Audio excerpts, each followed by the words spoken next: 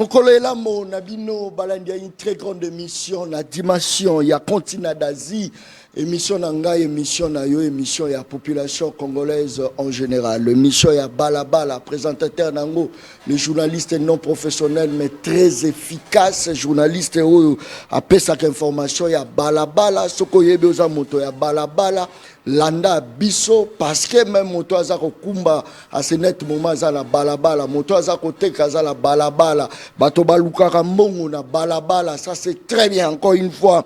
Félicitations na balabala ndenge bimisi journaliste John Kabamba. Actualité politique tokobeta yango bandeko na ngai sans kobanga moto. Je crois que affrontement et salamaki mokoloma jeudi na lelo oyo entre bandeko na biso ba rebelle ya M23 na ba wazalendo. Je crois que Bukavu eza déjà encerclé na bandeko na biso ba wazalendo eza vraiment lisolo pe tokomeka kobeta mokolo malelo.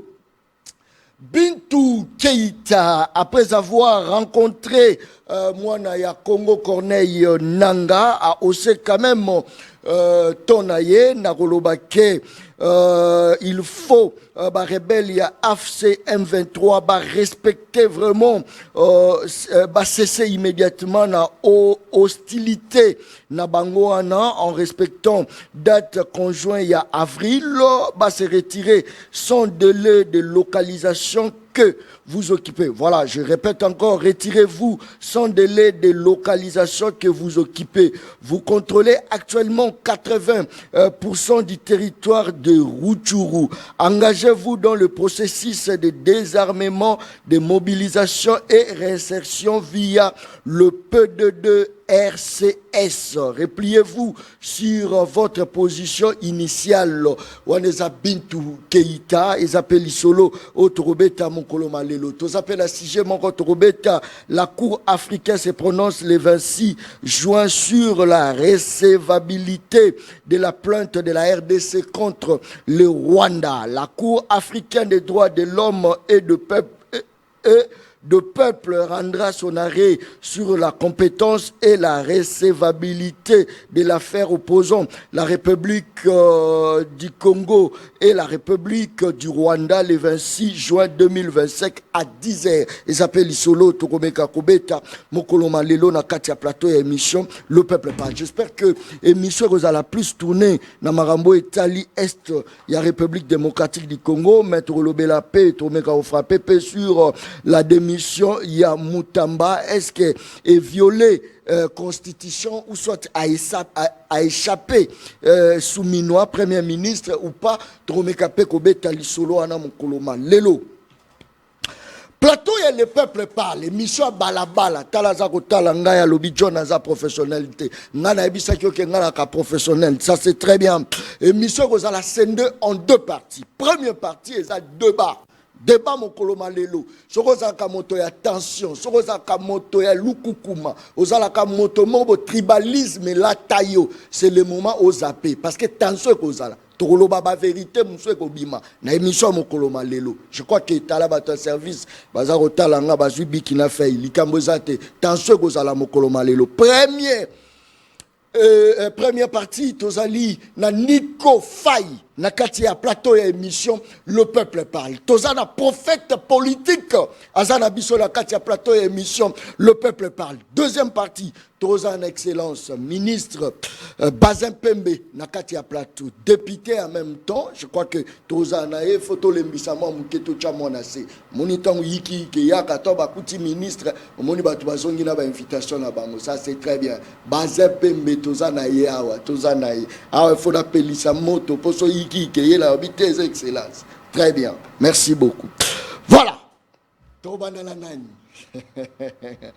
Je crois que l'émission Mokoloma Lelo batu. Merci pour la confiance. Merci. N'a recevoir binoté mais il faut boire baké. Naza journaliste à balabala. N'a rechanger pe l'obéli dans peu de temps pour naza ya balabala. Ngai mutati nga micro te. Ngai mutu asala cotisation te pona ko ma John o sombela emeter ngaba sombate azotala ngai. Ça c'est très bien. Merci beaucoup.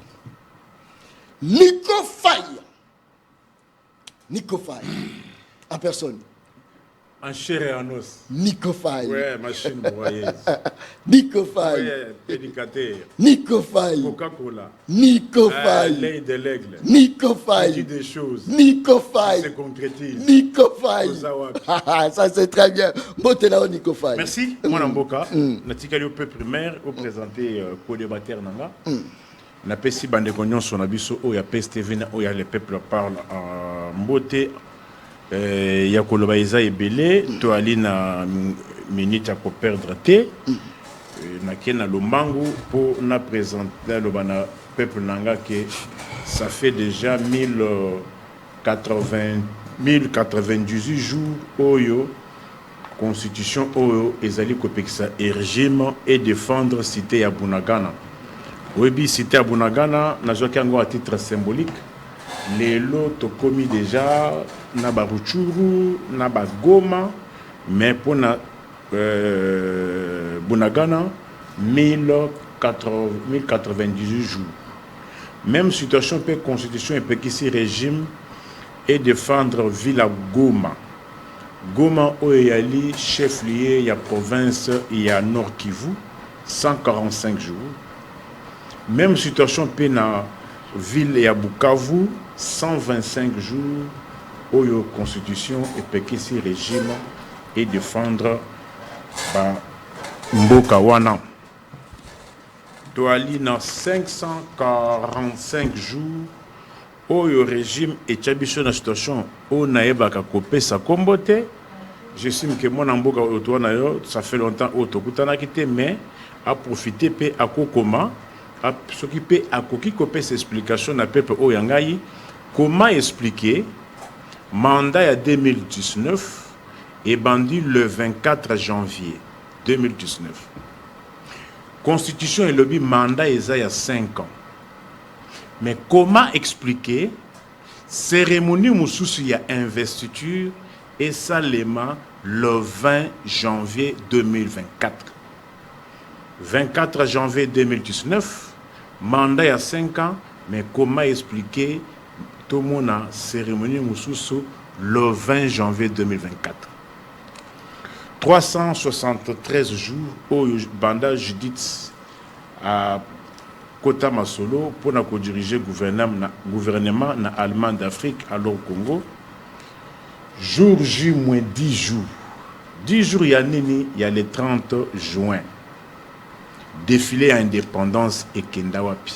Est-ce constitution des Pékissi de sous que c'est défilé à indépendance le lot le 20 dans 10 jours le 30 janvier. Banda ba mobutiste na bana bango bazonga. Ba salisa, ba fête, ba bina, ba match. Ba francophonie manga kopola ba kenda kolokota yelo kopola. Pour que ça défilé d'indépendance. Et pour ça, c'est francophonie. Francophonie à 2017 et Salema. Et francophonie à Souk en 2019 en Côte d'Ivoire. De 2017 à 2023, Mboka Mokote Ndimaka Kosali c'est sous défilé à indépendance. Mais Bamoubutis, Baye, Bakeko Lokota Manga Wana Kopola. Manga Kopola. Mais francophonie les Aguinines. Et là, Kopola. Yakopola.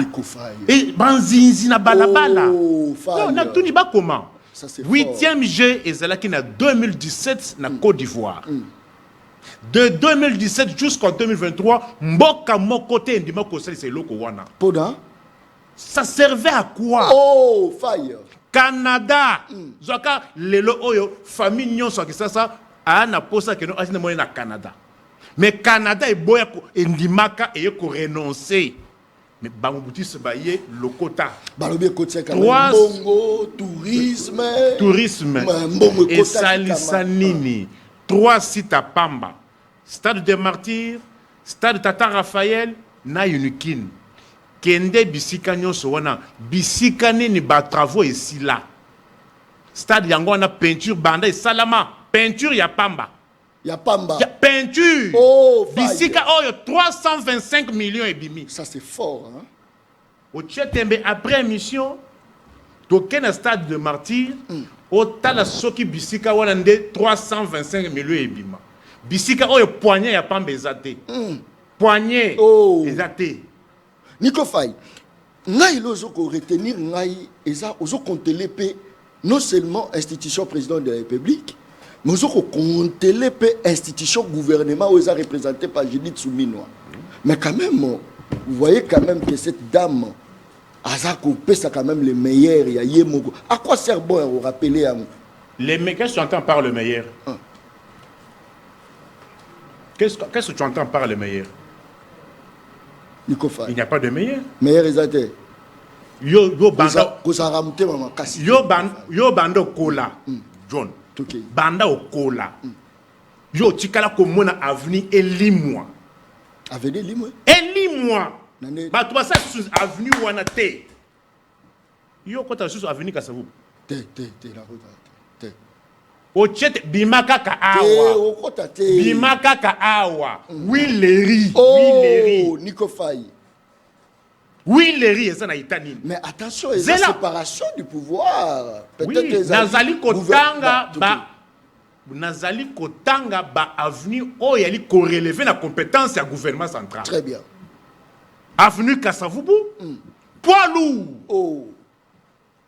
Yon dit ba avenue poids lourd et limoi. Donne-moi la raison. Est-ce que non, surtout aux en poids lourd, entre 16e et 17e, Liboulou. Poto, Nico Faye. Nico Faye a mis ses mallettes. Liboulou. Au leki Liboulou à 16e et 17e. Pour Obima, nous commis à des bonhommes. Station Shell. Au Kobima sotu mutote avenue wana ezate lac moko ekomi wana wana pezara Judith na lobby moi je vois le régime yozo régime mon frère bana Kingabwa na bosani mitu ba lobby na procureur kendo ta l'avenue Kulumba kendo ta l'avenue Kulumba na Kingabwa entrée exam wana Nico Faye O tumba kutonini Nico Faye wala nini Faye boulevard Lumumba Liboulou. Nico obandisi émission attention la débit kaka ya pamba likambo za sur le bill les meilleurs na ningo ngana na legisio yo pe sikoyo yo kondima est-ce que non baron point belek ça c'est Koufi rond point. Et ça, incompétence? Kendo tala rond-point force na Kasavubu. Et ça, incompétence? Ah bon, mon frère. Kendo tala rond-point force na Kasavubu. C'est yozo reconnaître le côté régime. Parce que la question yo contredit ngana oyo. Ngana kiteo biloko na bino kala kokosa. Ba kosa batu ba bomisa batu tala mboka ile zawa. Merci likambo za. Bombana nango na présenter na invité et bongo na zongela yo. Merci beaucoup. Émission Le Peuple Parle. Ce qui mboko banda au kambango lo lenge ngala kamba ke mission mais mboke bonga. Ça c'est très bien. Ziku Kambala. Différence. Prophète politique. Mwana ya mboka, mwana ya Congo. Mbote na yo. Mbote ndeko John. Bonne santé. Oui, kimia ezali na ngolu ya tata mokeli. Na ngolu ya papa ya tata mokeli. Tata mokeli. Oui. C'est toujours vivre à dans ngolu, so ngolu temele. Nico Faye Loba, incompétence notoire. Nico Faye Loba, yo pour répéter le but toujours vivre dans ngolu. Donc c'est-à-dire, bakonjo bazo gérer biso, bazo sama mnanko, bazo dame biso mbongo po biso to vivre dans ngolu. Non ngai ambona lobi que nazo vivre dans ngolu. D'abord na pesi mbote na ko débatteur na nga Nico Faye to kutana kalaboye. Na pesi yo moko pe journaliste John Kabamba mwana Congo mbote. Merci. Ba o nyonso pe bazo landa biso ba konzi ya PES TV. Na bato bazo landa biso na bandaku partout na pesi bango pe mbote peut-être pe ba mona ngai kala. Na yoki ndeko Nico Faye na yebi makamu na ye e makamu nyonso azo sala wana kopi yango pa na ngai. Oh ye moko ayebi yo po yebi ka kopi yango pa na ngai.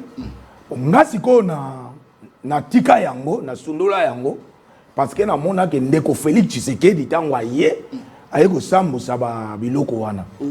Donc asambu si biloko wana na sens que omoni ndeko Nico Faye azali lisu ya bato ye azo soutenir parce que soko landi discours na ye okomona ke eza discours moko ya bandeko wana ye azo soutenir bandeko nini ya virus rwandais non oye azo soutenir comment ça oui pourquoi parce que bisika ye azolakisa wana makambo oyo azolakisa baka isolé wana eza baka oyo ka ndeko diko fai azali balingaki nde ekoma bongo balingaki ekoma bongo mpo balobaka ndeko Félix Tshisekedi asali eloko te ça c'est fort mpe azosala eloko te yango ozomona azokose glorifie kolakisa kolumba kolakisa boye azokose glorifie parce que akanisi atteindre objectif nzoka nde na pokwa lelo nga na ye mpo na koéclaircir ndeko niko fai na makambo nyonso oyo ye azokoignore na mboka mpe azocomprendre te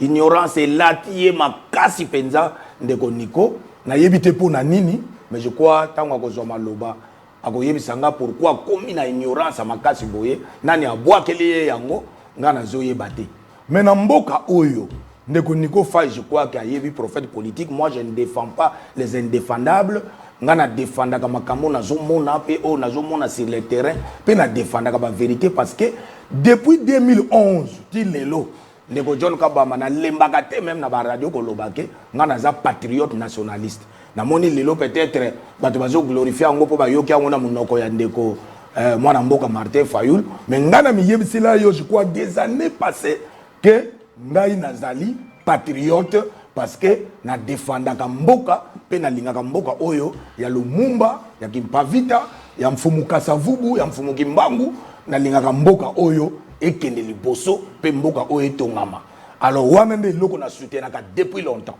alors lelo siko ndeko niko fai azo yebisa yo na munoko na ye na landi ye bien alobi na koma mais mutuna nga pe air moko ezalaka ordinateur na landi ye bien na makambo ndeko niko fai alobi ndeko alobi otuni ye alobi na yo eloko moko te eza malamu na mboka oyo makambo nyonso eza mabe na mboka et puis pas démontrer yango na ba mais ngai pe na ko démontrer ye rencontrer ye ngai pe na ko démontrer pona yebaki ye zikuka na yebaki ye oh ba ndeko bazolanda oh na yebaki niko fai oh na yebaki place à kosuke oh prophète politique bandeko bazolanda oh elingi koloba nini peut-être que loba zekuka komi nganga to akomi nani ndeko niko fai alobi eloko ya malamu na mboka ezati mais Kabila asali 18 ans comme président de la République démocratique du Congo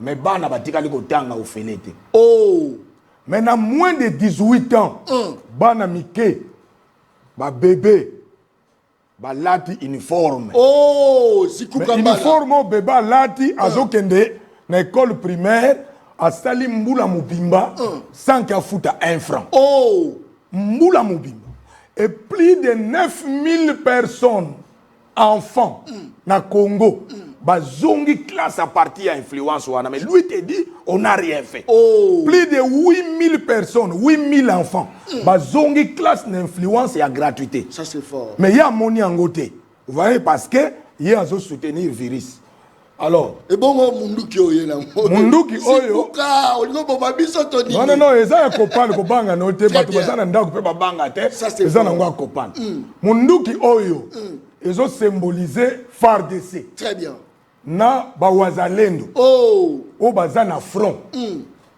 bazalaki na salaire moko boye misérable oyo ndeko fai azo soutenir bazalaki nango mais tango ndeko Félix Antoine Tshisekedi aye mwana mboka mwana Congo a changé a doublé bango salaire ça c'est fort pe ba o baza na front kuna nanu ayoka sangwana te mais lelo ayoki yango merci beaucoup bato wana bazo $500 c'est la malembe ba o baza na front ça c'est très bien te malembe ndeko nga na biloko na yo ndeko nikwa yebi c'est là basali eloko zikuka c'est là oyo ya pembe zo représenter ni na selisi te na selisa o na zana moko msana yisa c'est là pardon oyo ya pembe zo représenter uniforme ya bana oyo batangaka te basundula bango pendant 18 ans babwaka bango batangaka te soutien eza te mais ndeko Félix Antoine Tshisekedi tango aye azongisi bano na l'école ya ofele bana bazongi bazotanga pièce contre déjà pièce plusieurs années. Pièce contre pièce. Pièce contre pièce. Très bien. Oyo elingi koloba nini? Symbole ya ba enfant. UNICEF mutayi makambo wana. Très bien. Symbole ya bana o bazongi classe o babwaka maki bakotanga te. Oyo régime ya 18 ans condamné ki bazala ba illettré. Très bien. Mais Félix Tshisekedi angwaye aye ko délivrer bango parce que ça délivrance à Congo. Munduki. Aye ko délivrer bango. Pesanga la simbango. Oyo elingi koloba nini? Munduki ezali ko lakisa ke bateau ba simbaki manduki. Très bien. Ba négligeaki bango. Salaire ezate awa général moko auti ko témoigner au moni auti ko loba ke basi na bango basila ki mitu pona ko teka matembele mais lelo ba doubler bango ba salaire ba komi ko lata ba perruque donc soda zongeli valeur et puis ba lobi ke kuna na kan church ba tongeli bango hôpital moderne o ezake même campus mais hôpital mususu ezotinda ba malade kuna lelo pwende bazwa soin bazalaki négligé. Merci. Voilà. Continue, Tico. Et puis ba maman nalingaki na ya na maman moko be maman asengi esquisse pour symboliser symbole ya ba maman pour azana zemi. Ba maman ya zemi Félix Tshisekedi Antoine a pensé na bango a tieli bango maternité ofele bada Congo e banda maternité ofele ba maman de to zaboye papa chano zemi bota bana nenge bible lobi remplissez toute la terre kende non na hôpital ya ofele ko fute lobo ça c'est fort.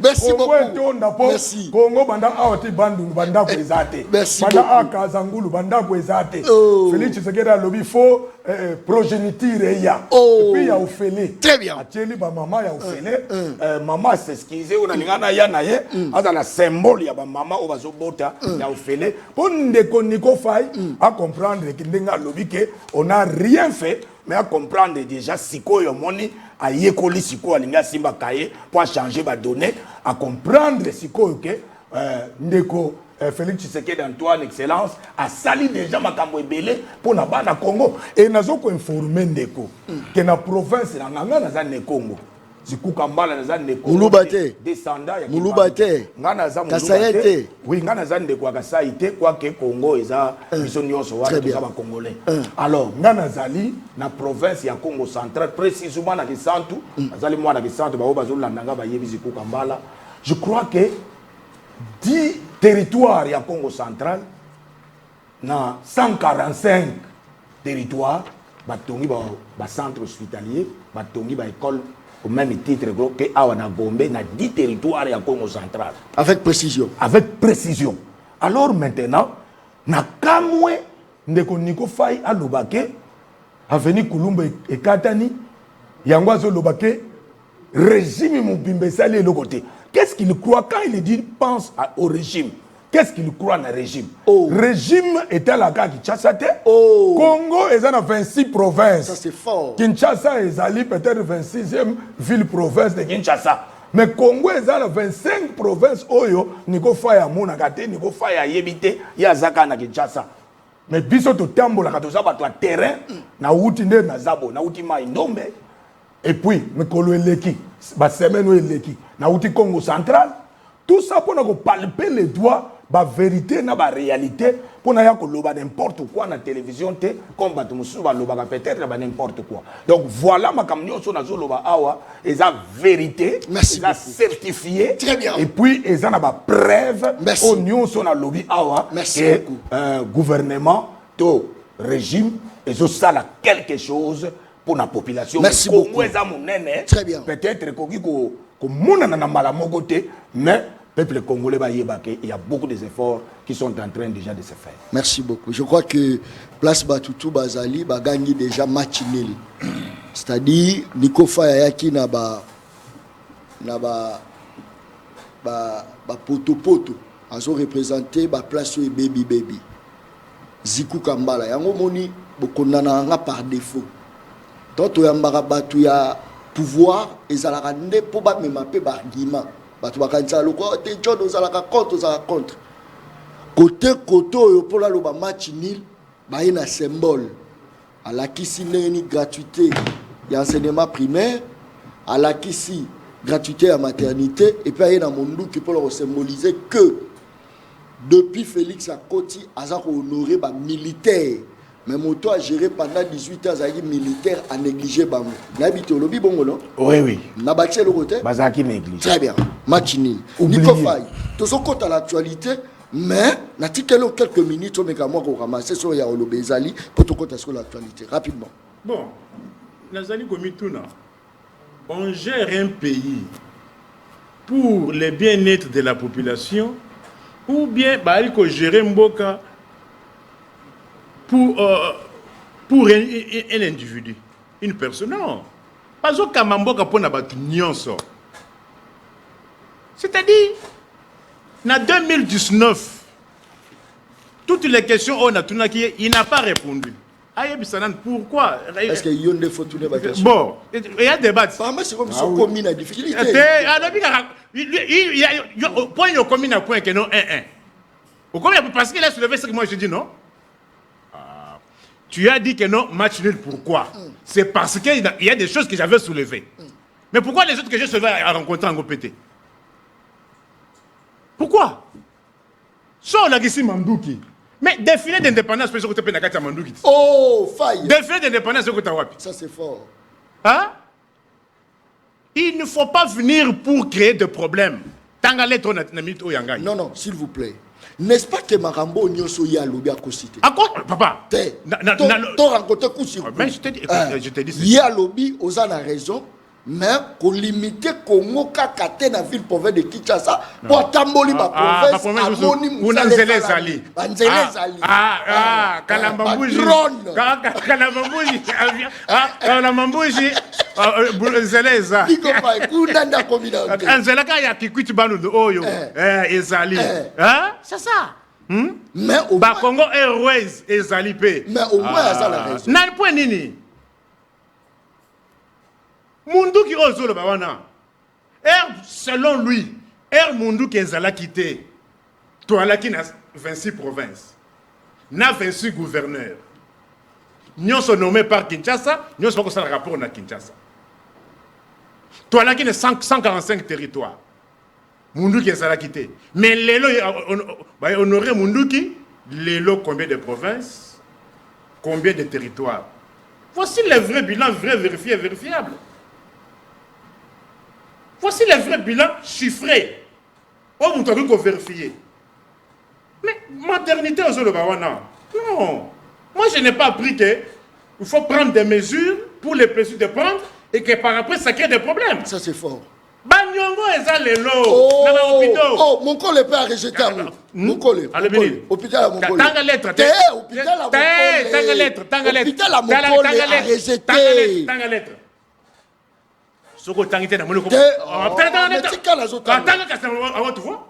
Le centre hospitalier Mokole se voit contraint à partir du 7 juin 2025 de suspendre temporairement le service de maternité et de néonatologie gratuite assurée via la convention avec les fonds de solidarité de santé. Programme de la couverture santé universelle. Cette mesure fait suite aux arriérés de paiement non réglés par les fonds depuis octobre 2024. Octobre, la lettre signée à quelle date? Octobre, quelle date? Faites à Kinshasa le 2, 6e mois 2025. 6e mois. Et vous appelez ça solution? Ça, on a créé des problèmes, mais on a créé des solutions. Ça, c'est fort. Est-ce que tu étais au courant de ça? Nico Faye. Tu étais au courant de ça? Nico Faye. Réponds-moi par rapport à ça.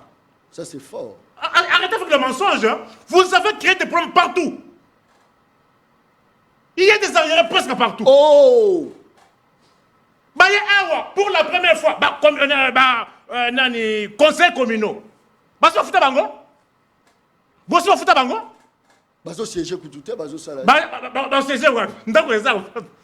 Députés provinciaux, plaignent les gouverneurs provinciaux. C'est ça que vous appelez solution? C'est qu'on rencontrait par rapport à la gratuité à maternité. Mais je les rencontre, je dis ceci. Ça, c'est un rapport avec la gratuité. Oh. Moi, je ne peux pas prendre le pouvoir pour créer des problèmes. On prend le pouvoir pour donner des solutions. Et non pas pour créer des problèmes.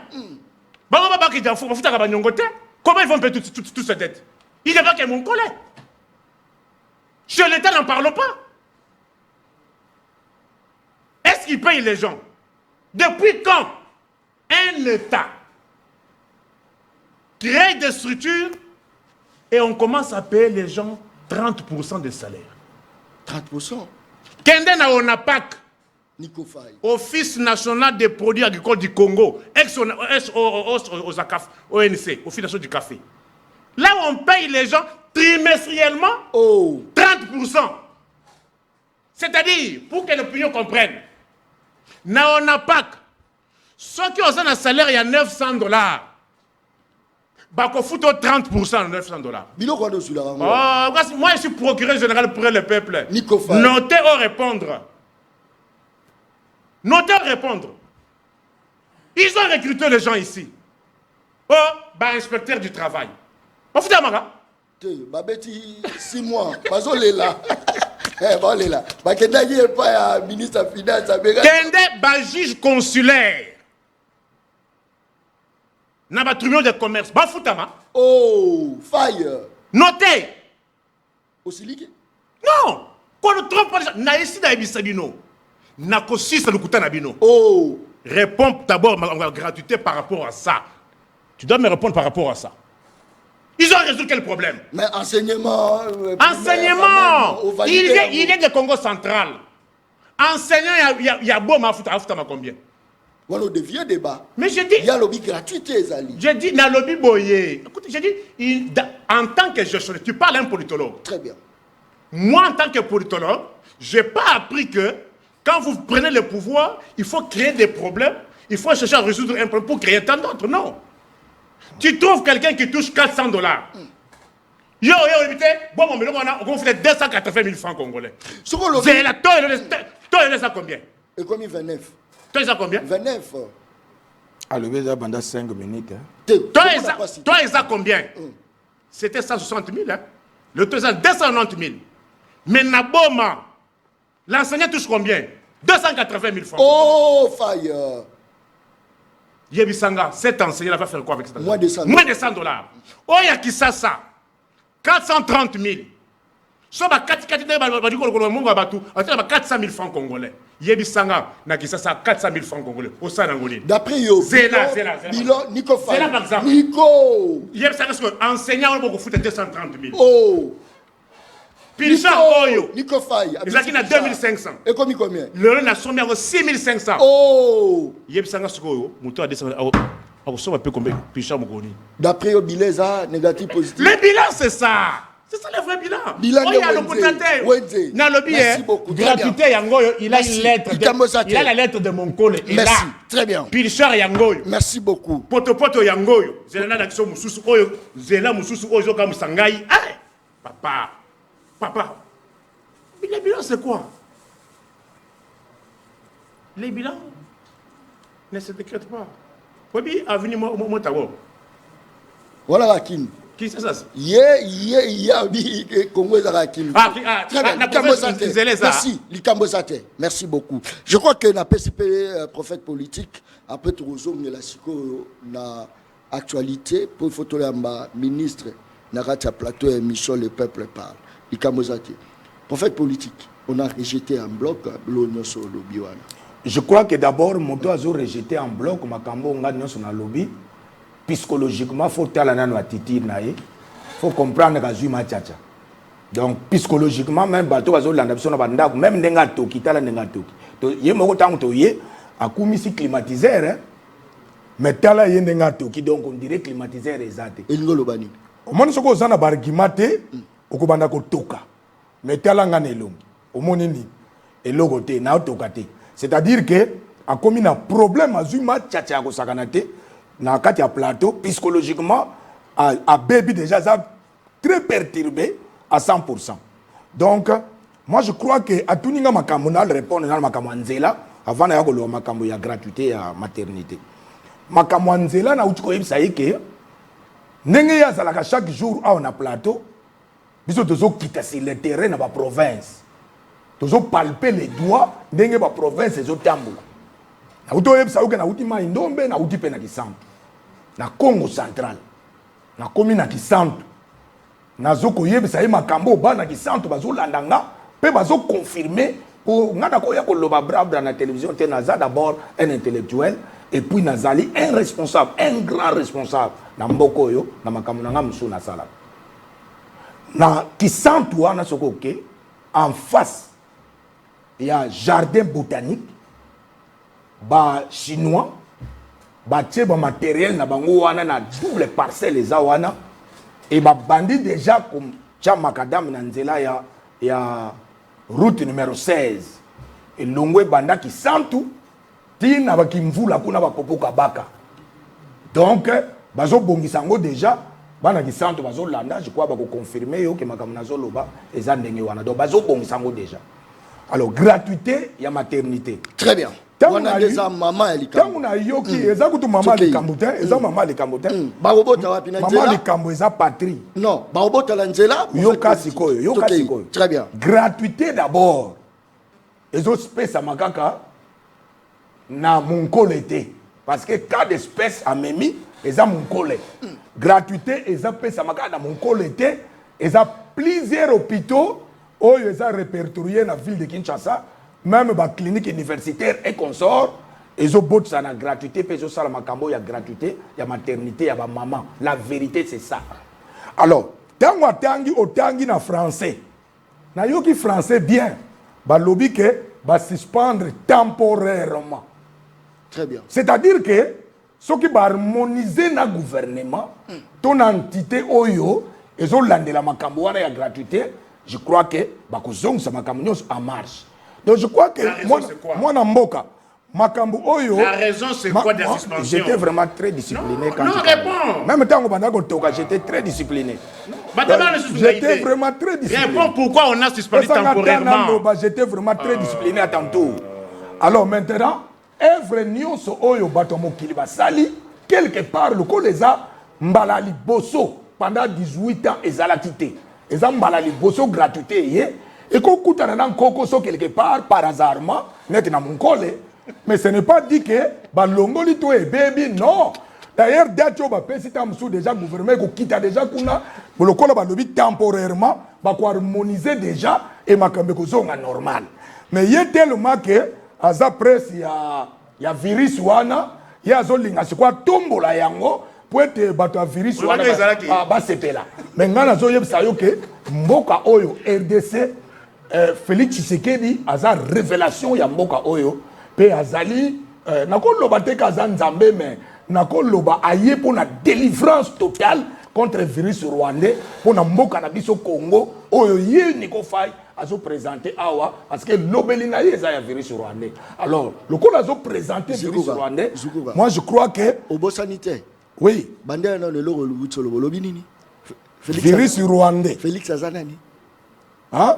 Félix Azanani, pour ne pas dire que c'est un petit Dieu, n'a rectifié n'a pas na kolobake, aye pour la délivrance ya Congo et n'a zali vraiment na argument et belé on a soutenir thèse wana qui a zali révélation puis a zali délivrance ya Congo et c'est pourquoi ngana zo chama bolongo na se makasi nzamba batela mwana mboka Félix Tshisekedi Antoine. Parce que délivrance soit yeli na Congo, ba o ba meka ngo ba msusu ba kufa. Ba o ba meka délivrance o ye na Congo. Quand délivrance en mezani. Délivrance soit ye ko délivrer biso contre c'est la pardon. Ouais. Délivrance en ya courant na ma ya pèse la population. Non, moi na mboka. Moi na mboka. Délivrance à Nîmes. Moi na mboka. Pourquoi bandeko ba renforcer guerre na est. Bandeko nani? Virus rwandais. Pourquoi va renforcer guerre na est? Et ça pour mon mboka Tshisekedi akoma na nkokoso ya kochaba ma ya kochaba courant pe ya kosala biloko wana pour bango ba ya ko se glorifier na ba chaîne na ba télévision. Oh. C'est ça leur objectif. Je connais bien leur objectif. Oh. C'est ça leur objectif. Mais nzambe lokola zali na Tshisekedi lokola nzamba zanaye ndio ozomona lelo Congo ezotambola. Bango bandimaki te ke lelo Congo ekozala. Bandima qui te que le Congo est comme ça là. Vous comprenez? Congo ezali, Congo ezotambola. Awa azo lakisa biso makambo ya Bunagana, makambo ya nini? Bukavu. Mais Goma. mwana mboka. Oh. Ba tala. Moko ayaki kuna na Goma. Histoire. Moko ayaki kuna na Goma. Nani wana? Apakati mbangu ye moko parce que makamwa moni akotika na koloba ngo na mutu te timu kile kosila. Oh, ma c'est. Oh, ma. Apakati mbangu ye moko. Wana nani? Mais yo batie yo oye kuna ozo consulter. Après consultation esilité au kimi. Mbangu parce que makamwa moni kuna esengeli ka kima mbangu. Pas kotika la koyebisa ngo neko faya te. C'est pour vous dire que c'est pour vous dire que monde entier je lui rappelle que monde entier est signé résolution. Je crois 27 73. Vous comprenez? C'est-à-dire bandeko wana même par force bakotika Goma, bakotika Kivu. Ngana zo yebisa akende ko yebisa bango. Même par force bakotika Goma, pe bakotika Kivu. Parce que Congo, ekotika la kozala balkanisé te, ekotika la pe ko kabwana te, ndenge bango balingi. Ekotika la ko kabwana. Prophète politique. Goma est occupé, Bukavu est occupé, Rutshuru, n'en parlons même pas. C'est ce qu'ils ont voulu, non, je te dis bien. Mais l'État est où? Et c'est ce qu'il a binoté. Non. Il a failli protéger l'intégrité, n'est-ce pas? Bato bazo kufana ezala mutu la binoté. Ndeko John Kabamba. Na oyebiso ke Tshisekedi aye pour la délivrance totale ya RDC. Na zo yebisa yo. Pourquoi? Parce que guerre wana ya Est bani n'époque na yete.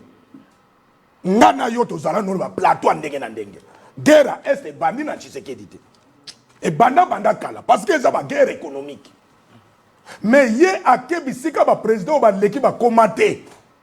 Pona que ne ko arrêter hémorragie wana na source. Ko arrêter hémorragie ya ba guerre ya Est na source. Ba yiki mais lobby ba signature os ezo sinamé na États-Unis kuna. So mona ngo déjà sinamé na États-Unis. Si on a déjà signature et signature aux États-Unis, non, non, donc, niveau faille nenga zawana. Non. Kasi bango pe ba yale lo na Kinshasa. Bango pe ba yale lo na Kinshasa. Mais je vous dis, bango pe ba yale lo na Kinshasa. C'est pour vous dire que kimia eko kote na Goma ye monoko ko kangama. Oh. Bonso mo konjina ya kimi Goma. Boba o batikale ba okima Goma te. Ba ko kima Goma ba ko kima Kivu. Akoma na oyebisa ye. Mon peuple périt faute de connaissance. Bakokima Goma, bakokima pe Kivu. Mais jusque là au lobby. Tu as dit ici que Bawazalendo ba telemi. Bawazalendo ba telemi, yo moko na monoko no journaliste au lobby ba récupérer territoire boy, ba récupérer territoire. Ngamuna chaki yo maloba wana na monoko ngaite. Mais bango ba faire. Yo moko mutozolo. Bango ba faire DCT. Mais baza ba na mboka, baza ba patriote, bazo bundela mboka na bango. Yo ko pekisa bango. Yépé, virus rwandais, azobundela pe batu na ye. Nangamu na ye wa. C'est là non, prophète politique. Oui. Il y a un moment où Zaï kabiliste. Là je l'ai dit. Nazalaki kabiliste, nazalaki patriote.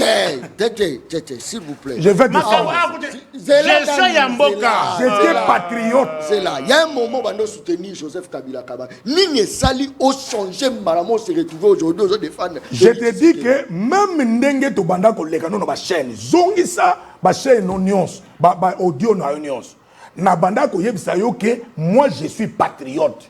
Je suis descendant de Lumumba, descendant de Tsumukimbangu, descendant de Nkulu Kasavubu. Zongisa banini na yo, okomona ke na banda ko yebisa yo, banda kala ndenge wana. Donc moi je défendais toujours mon patrie. Bisika o balobi ke balingi ba tonga mboka, moi je viens, je défends pour mboka tonga. Bisika balobi ke balingi ba tonga hôpital, je viens, je défends ke mboka tonga. Lelo siko ndenge na loba boy. Okobenga nga Tshisekediste, abongo soki mandat Tshisekedi sili. Mutu muso akoti o moninga na ye, na ko défendre mboka. Okobenga nga sona. Yo c'est la rame toi comme Non. C'est pour savoir mon idéologie. Idéologie na ngande bino ba journaliste, bokol sakango bien te. Nga na za patriote, je défends les intérêts du pays. Partout on a mon intérêt à mboka na ngai, laquelle a poussé et que le bosso peine à défendre. Merci. C'est ça ce que je suis. Moi je suis patriote et aujourd'hui il y a des Ouazalendo sur le terrain et moi je suis Ouazalendo médiatique pour défendre l'intégrité territoriale ya mboka na biso. Pour défendre mboka na biso vis-à-vis ya ba communication ya ba virus rwandais. Voilà. Nico fait élection $10 on reçoit combien 29 000. $10. Mouné na biso mais bango bakesa la guerre na nanga po ekoma bongo. Bakesa la guerre na nanga po évaluation et compte po baleka na ba chaîne po ba banda ko lakisa peuple getala. C'est comme ça. Mais pourquoi bakesa la guerre? Et ça pour déstabiliser mboka économie basculer pour baleka na TV po banda ko lakisa ke voilà ndenge économie basculer, voilà ndenge économie basculer. C'est ce qu'il est en train de faire, c'est tout un service. C'est tout un service. Mais aujourd'hui, moi Namboka Félix Antoine Tshisekedi, il est au four un moulin wana. Pour défendre Mboka. Il est au four un moulin pour défendre Mboka contre tous ces virus rwandais. Prophète Production, bako évaluer bino lo lengeni parce que nyonso ezakaka. Bako évaluer nani? Bako évaluer nani? Bokonjo po bosani. Écoutez, jusque là aussi, même toi-même journaliste, jusque là aussi tu ne me comprends pas. Tu me dis bako évaluer bino ndengeni. Est-ce que tu me vois au gouvernement? Non. Moi je te dis que je suis patriote, je défends mon patrie. Je défends mon patrie. Moi, je défends des idéaux, messieurs. Je ne défends pas des individus. Moi, je défends des idéaux. Bisika Moutouaza, la idée, il y a madame Mboka. Moi, je viens, je défends mon patrie. Ta patrie. Oui. Ta patrie. Oui. Ta patrie. Oui. Ma patrie, Oyo Bino, Bokeko Beta Minduki, n'a pas Congolais. Bokeko Bomba ba Congomani, Oyo, Baza censé te protéger. Quand est-ce qu'on peut vous évaluer? Avec un tel discours. Mais on évalue le gouvernement pas en cours. On évalue le gouvernement à la fin. Il a mis par cours. C'est à la fin qu'il va évaluer le gouvernement. Premier mandat. Ce n'est pas en cours. Premier mandat, c'est quoi? Nico Faya. Premier mandat, oui, mais je te dis non. Il y a le bilan à mi-parcours. Écoutez mon frère. Oh, c'est dégueulasse, hein? Évaluation et Salema. Elles ne peuvent pas être condamnées. Évaluation et Salema. Ils sont toujours dans les prétextes. Mais quand on faisait tuer les gens, on pillait les banques. Écoutez, depuis que je suis ici, je suis dans la réalité. Je n'ai pas encore parlé de prétexte ici. Est-ce que tu as donné la raison? Je n'ai pas. Tu as donné la raison, il y a suspension, il y a prestation. Mais je viens de donner la raison. Mais je viens de donner la raison. La raison, c'est quoi ici? Je vous ai dit que ça d'abord œuvre humaine. La raison, c'est quoi? Écoutez-moi. 18 ans, écoutez-moi, monsieur. Écoute, mon frère. Et puis 18 la raison évoquée, c'est quoi? 18 ans, et ça l'a quitté. Je te pose la question. La raison ici, c'est quoi? La raison évoquée, c'est quoi? La raison évoquée, ils ont malaise peut-être. La raison évoquée. Mais je te dis non. Mais ce sont des malaises temporairement. On vient de suspendre temporairement. Pourquoi? Et on va résoudre ces malaises. Et puis on a suspendu temporairement. On s'accorde. Oui. Pour quelle raison? Mais pour frais de paiement, non? Hein? Pour les frais de paiement. Pour? D'ailleurs, ce n'est pas à toi de me poser des questions. Ce n'est pas à toi de me poser des questions. Très bien. Merci beaucoup. C'est-à-dire, John Kabama, pour finir, je te dis que Bandana Bandaki, qui n'a commis Boye, je n'ai pas encore prononcé des prétextes dans ma bouche. Très bien. Tout ce que j'ai dit, et je lui dis, c'est vérifiable, et je suis dans la vérité. Merci beaucoup. Lui, il est dans les services, il y a un virus rwandais. Merci. Félix Tshisekedi, tu as guerre pour l'économie mata, pour biloko mata, pour biloko beba. C'est ça le rôle qu'il est en train de jouer. Mais moi, je suis venu vous dire que malgré cette guerre-là imposée injustement, le Congo marchera, le pays marchera. Congo est évolué, Mboka va trouver Kimia, Pemboka ko kende liboso, Pemboka ko joa Kimia. Sécurité pour ça, dans le territoire très bien. Merci. RDC. Merci beaucoup. Ça c'est très bien. Je crois que Batuaza Rolanda Ngai, biso tozara ba simple observateur, biso tozara ba simple toujours autour de ces mituna, mais toujours tala. C'est à vous la population de JG. Nani azala bino, nani azala bino te, nani azolo ba solo, nani azalo ba solo te. Émission ya bala bala, les seuls et l'unique journaliste au batikala ko corrompre yete. John Kabamba, les journalistes non professionnels. Journaliste à bala bala. La Cour africaine se prononce le 26 juin sur la recevabilité de la plainte de la RDC contre le Rwanda. Nico Faye. Oloba ibe mingi, moni petit à petit, mongongo ya RDC komi koyokana. Place oyo, wana koyokana te. Qu'est-ce que vous racontez? Soki oyoki sango que Cour a condamné Rwanda n'est-ce pas que Rozonga Polo que Félix a fait un bon boulot? Non. Parce que bino bozaka bosa makambo mingi. Lelo bozo yoka makambo awa o Constant a détourné mbongo. Boto na mbongo na utaki wapi? Mbongo o bozolo bato bazolo bakeno et Constant bazolo ba eza solo de na lobité que a détourné mbongo na utaki wapi? Il faut rappeler que, il faut éviter que, il faut pas penser que les pays a commencé avec ces régimes. Mbongo bozo que non constat de tourner wana e utaka wapi. Il y a eu une condamnation dans à la Cour internationale de justice.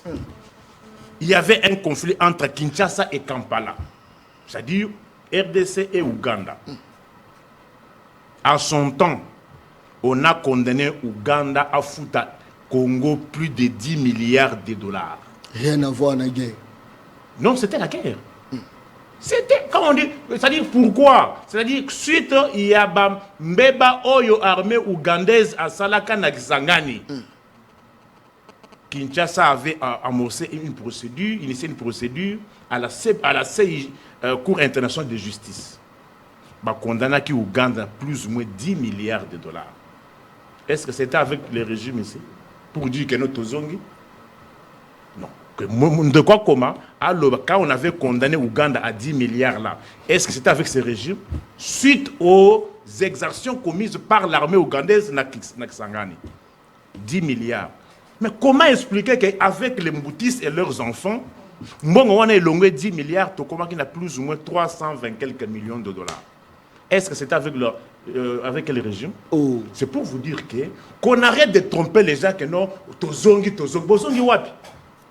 Kozonga wana, concert ango, ils ont dit concert, il y a JB, concert wana, il y a concert des nations. C'est quel concert? Concert des nations. La concert wana.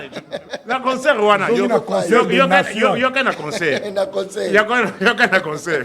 Rapidement, poto yamba, concert wana. Régime Oyo, Zomuna Oyo. Écoutez, Nyongo, il y a plus ou moins 3 milliards de dollars américains. Plus ou moins 4 milliards de dollars américains. Or, avant, comme à plus ou moins 4 milliards, Tozaki n'a 14 milliards. Payé par un régime aussi. Mais expliquez à mon peuple comment Tolongo a plus ou moins 4 milliards, Tokomi a 10 milliards. Ndenga Bamoubutis Bakenda qui batika kibiso ba Nyongo. Peuple congolais, j'attire votre attention. Mobutu era Kimaka, Atikaka Zahir na Nyongo plus ou moins 14 milliards. Bakabila Baye, ba commission on a plus ou moins 4 milliards. Lelo Bamoubutis na ba zongi Nyongo comme déjà plus de 10 milliards. 10 milliards. À contester. Peut-être ça ya ngonde ba otonga mboka. Otonga wapi. Nico Faye. Nyongo partout. Faye. Batreba. Tilo Mokole. Faye. Mokole en gauche. Ça c'est fort, très bien. Merci beaucoup. Merci beaucoup. Nico Faye. Kende na onatra, ba doit foutre maté. Oh. Kende na OCPT, oh. Ba doit foutre maté. Nico Faye. Bakosi ba médecin. Na que ministre boko ya santé ya régime ya solo bakeno, akende na poto, alors ba na ba médecin ya ba zaïrois, ba congolais, ba ya ko. Ba ya ko bazonga Congo ba osala musala awo. Ko futa bango nini? 284 000 francs congolais. Merci beaucoup. Obola kaka bango tilelo. Merci. Atiyokate. Ba médecin ba ke grève. Balaki bango oto bakisambongo. Banda ba pesa bango 264 000 francs. Banda mois ya janvier. Tilelo.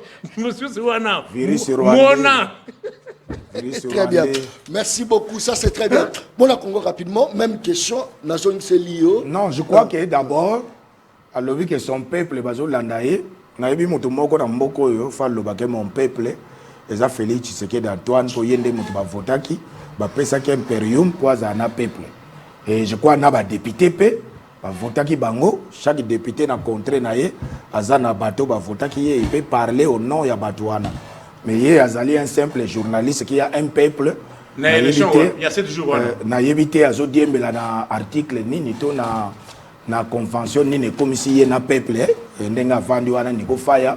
Donc je ne sais pas si c'est abusivement azo prononcer que mon peuple, moi je crois que yé mutako se défendre pour biso toza bato mibeko to tanga kape ba constitution. Donc to yebi makamndenge mususke o yi azo loba wana. Alors je crois que cour africaine et et adopter, reprendre les questions. Non, non, on est en train de dire par rapport à la Cour africaine, se prononce le 26 juin sur la recevabilité de la plainte de la RDC contre le Rwanda. Mais recevabilité, moi je crois que vous allez toujours positif. Pourquoi? Parce que sur le terrain, Makambo yo ba Rwandais bazo sala pe basali, monde entier mobimba est confirmé que nous sommes agressés par le Rwanda. Na uti ko yebisa yo awa na résolution 27 je crois 73. C'est le monde entier qui est confirmé que réellement la RDC est agressée na Rwanda et puis ba crime nyonso zo sale makuna ba crime contre l'humanité ba crime de guerre ba crime de génocide o nyonso zo sale makuna entre même ya Pamba ya Goma plus de 8000 personnes ba kufi to landango na Patrick Muyaya. Alors ba preuve nyonso wana lokola ba preuve ezali, je crois que recevabilité et kozala kaka parce que ba sali plainte wana ba preuve ezali et monde entier pe est confirmé na ba résolution ya monde que ba preuve ezali que ya solo il faut Rwanda afuta mbano na makambo Italie agression ya Congo. Donc je crois que ngana zo ebisala niko faya que recevabilité eza déjà ya sire kozala recevable yena ngato kozonga na plateau awa na akomona ke kozala recevable parce que makambo oyo Rwanda sali et yebani déjà monde entier bakobo yango pourquoi est-ce que wana ikoyi kozala kutu que non sujet à débat que non ngana auto s'opposer? Non, je crois que toi tu as parlé de ça, tu as commenté, c'est pourquoi moi aussi je commente. Je suis en train de mettre la lumière. Est-ce que non nga nazolobela wana te nazolobela d'abord descente ya Bintou Keïta par rapport Bintou Keïta yobi Bintou Keïta oyebi place à ako yebe soute non, moi je ne dis pas que la recevabilité est à preuve. Erreur wana ya droite mon frère. Bon, alors, moi je pense que le sujet que non peut-être coup constitutionnel ko lobisanga eloko ngana lobité niko fa je te connais bien. Est-ce que non lobisanga eloko moni makambo est-ce que na mboka oyo to moni ba nommer un non magistrat comme président coup constitutionnel? Non magistrat. Un non magistrat. Période à Kabila to régime oyo. Oh, Nico Faye. Non, c'est pas possible. Jamais. Attends, Dieu donne parce que ngai na alerté. Dieu donne Kalou Bazagina. Nico Faye. Tu peux me répondre? Parce que la conséquence, c'est quoi? Ce qu'on a commis président au constitutionnel, conséquence logique, c'est quoi? On a commis mon conseil supérieur à magistrat. Très bien, très bien. Mais on a vu dans ce pays, on a nommé Kalou comme président au constitutionnel. Par ricochet, on a commis mon conseil supérieur à magistrature. Est-ce que tu peux me donner l'explication? Au moment où on a yebi baje, il y a Nico Faye. Est-ce que vous comprenez? Au moment où makambo tuni eza mususu à répondre te. Je connais ces jeux, na yebi bien, na saline ba débat. Na yebi ba déviation na ye. Conclusion za nini? Pona ko paluer na situation tozala solution za nini? Situation nini? Sécuritaire. Mais oui, pose-moi cette question. Kasto bandi, to bandi na tokei. Parce que nous avons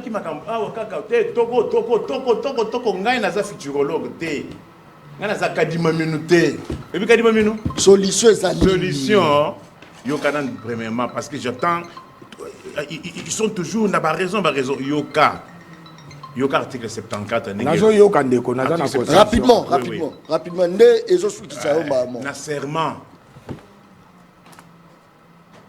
moi Antoine Chilombo Tshisekedi, président de la RDC, je jure solennellement devant Dieu et la nation de maintenir son indépendance. Donc, d'observer et de défendre la Constitution et l'ordre de la République, de maintenir son indépendance et l'intégrité territoriale. Intégrité territoriale. Mon peuple vous pose la question. Le 24 janvier 2019. Parle au peuple, donne tes arguments. Ezalaki na maboko ya nani? Bukavu ezalaki na maboko ya nani? Rutshuru ezalaki na maboko ya nani? Voici des questions que mon peuple vous pose. Merci beaucoup. Intégrité territoriale. Ne pensez pas qu'en disant que non, moi je me suis rébellé. Et Nani Nanga s'est rébellé. Et Kabila s'est rébellé. Wana eko de douane bino na responsabilité ne bino ya l'état té. L'État, c'est la puissance publique. L'État doit rétablir l'ordre. Lorsque l'ordre public est troublé, par tous les moyens, l'État rétablit. Faute par vous de le faire, c'est une défaillance. D'ailleurs, oui, il y a un président nigérian, Goodluck Jonathan. Merci beaucoup. Kutaka Boko Haram. Merci. Il avait promis aux Nigériens qu'avec lui aussi c'est Boko Haram. Mais il n'a pas eu le deuxième mandat parce qu'il n'avait pas su mater. En face à Montoyo, il faut ignorer Makambo Ebele.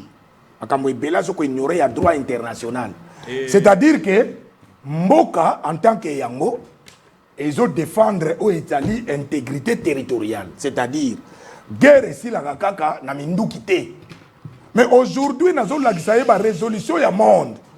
Oyo, la résolution qu'il faut cesser les faits et zala, batuna batuba van na kwe na bango, et puis la solution au pacifique, et la signature pour Mboka Ezwa Kimia. Rien à ignorer de l'Okoana. Je crois que si c'est que dit Azoka Mboka o eza isolé na yemo côté. Azongi si d'abord Mboka na concert international. Et Mboka ezongi et le kola Mboka ezongi batuana pe. Basali pe ba résolution na bango ya monde entier pour la RDC. Yangonde RDC, ton régime ya RDC, ils ont observé la résolution nyonso o esalami na kati ya Congo. Soki pilishare mati eza bino batu, pozui manduki pobo boma bandeko na bino ba congolais. Yango pilishare e mati, yango économie e basculé. Soki bino bo kwesi manduki, économie kozonga normal. Merci beaucoup. Je crois que Toyambela Kibino, prophète politique, Zikou Kamba la différence. Maître Zikou Kamba la différence. Maître, juriste, confirmé. Zikou Kambala. Yangwanzu te oyebisi ndeko yazali boso. Il y a mon patrie. Il y a notre patrie. Très bien. Toyambela Kibino, Nico Faye. Nakatia plateau émission Le Peuple parle pour la première partie. Deuxième partie, toujours Yambela Bino, député, ministre. Excellence. Excellence. Excellence. Bazin Pembe. Je crois que prophète Azo Bima, Bazin Pembe, Azo Kota, pour tout changer Malamoro, tout ça direct, et nous sommes Balabala. Excellence, je vous invite à